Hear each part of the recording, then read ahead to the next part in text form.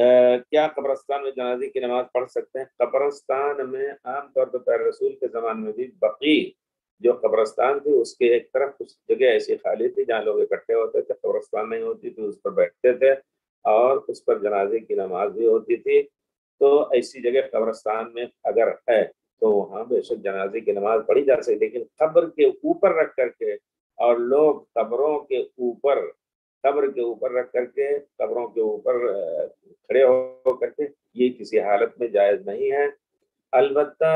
ये एक खास शक्ल जो है कि अगर आप कहीं किसी दूसरे मुल्क में आपके भाई या और कोई या वालिदैन किसी दूसरे मुल्क में इंतकाल कर गए तो आप किसी वक्त भी जब वहां जाएं तो उनकी कब्र पर कब्रों के दरमियान जो जगह होती है कब्र पर ना चढ़ करके ना बैठ करके या ना खड़े हो करके